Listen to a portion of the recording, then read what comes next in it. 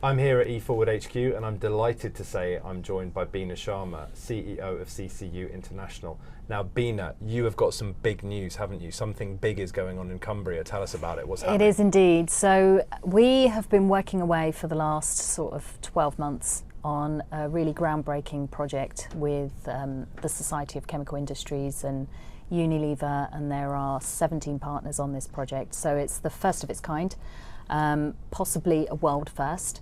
It's designed to capture CO2 emissions from the steel and paper mills in the UK.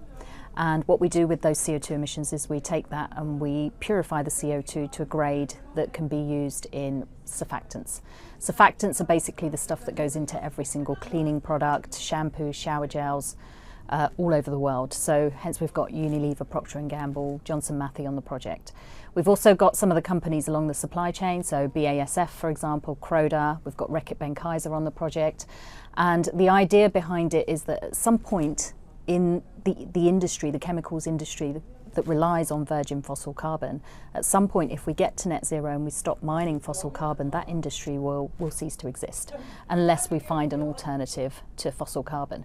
So this is designed to help that energy transition, capture the CO2 emissions and create a circular carbon economy. And the big news for us is we've just deployed our first carbon capture system. So it's our first commercial project, and that's been deployed to the Holman Iggesund paper mill in Cumbria. It's now capturing CO2 and we're looking to now liquefy that CO2 and send it on to the next partner who will then look at doing the conversion to surfactants. And when you set out on this journey, because it's not been much longer than a year. No. And when you look at the media interest in this story today, can you believe it?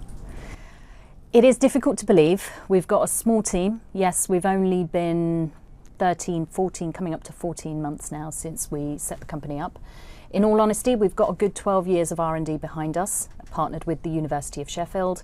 So there is a lot of work that's gone into this prior to the company being set up. But of course, typically academics that work on these types of projects don't have the commercial knowledge and the ability to be able to commercialize these technologies, and that's where I come in.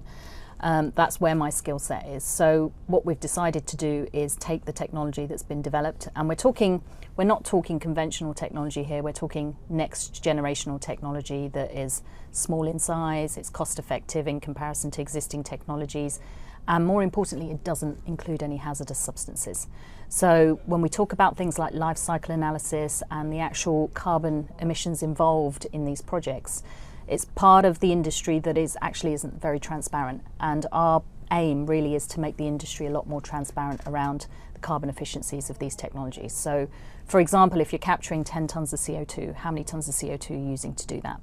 And one of the things that will come out of this project is, and will be published, possibly for the first time ever, is we will be looking at publishing the full life cycle analysis of these technologies, right the way from the moment that you source the material used for the carbon capture machine, right the way through to what happens to the CO2 once it's disposed of or reutilised back into industry, and what those carbon emissions are. We also look at the techno-economic analysis because, of course, as we all know, projects now, particularly carbon capture and storage projects, are not very economical, and the model currently isn't working. So the third thing that we do is a social impact analysis to determine what the environmental impact is on the communities around these projects.